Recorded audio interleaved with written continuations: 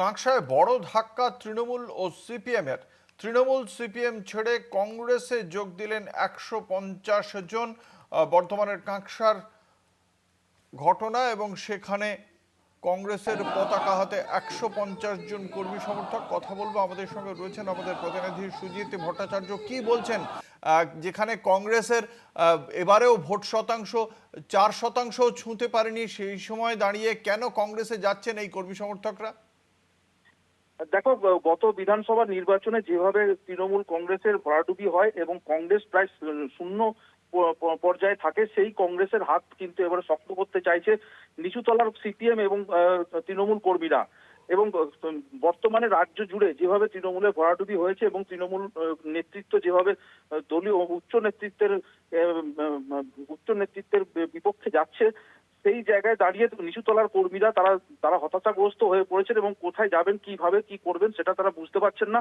এবং এই মুহূর্তে তাদের যেটা দাবি, রাজ্য এবং কেন্দ্র যদি কেউ সাধারণ মানুষের কথা ভাবে এবং সাধারণ মানুষের পাশে থাকে, সেটা হলো জাতীয় কংগ্রেস। এবং রাহুল গান্ধী তাদের একটা অনুপ্রেরণা। তাদের সেই রাহুল গান্ধীর অনুপ্রেরণায় কিন্তু তারা কংগ্রেসে যোগদান করার একটা ইচ্ছা প্রকাশ করে।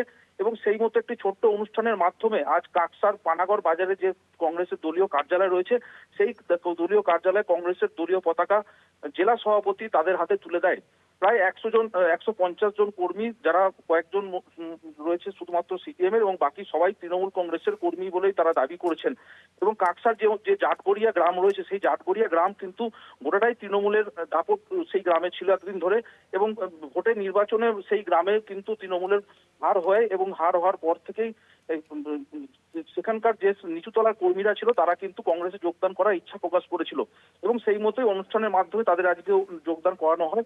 এবং কিছুদিন আগে, মেন বিষয় হচ্ছে কিছুদিন আগে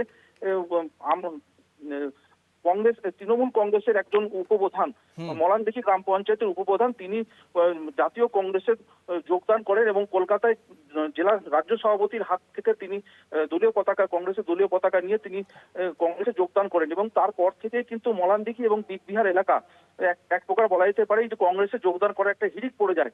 এবং সেই মতো কংগ্রেসের যেটা দাবি, যে আগামী দিনে যে সমস্ত প্রথম সারির নেতারা রয়েছে, অর্থাৎ ব্লক স্তরে যে সমস্ত নেতারা রয়েছে, তারাও কিন্তু যোগদানের একটা ইচ্ছা প্রকাশ করেছে।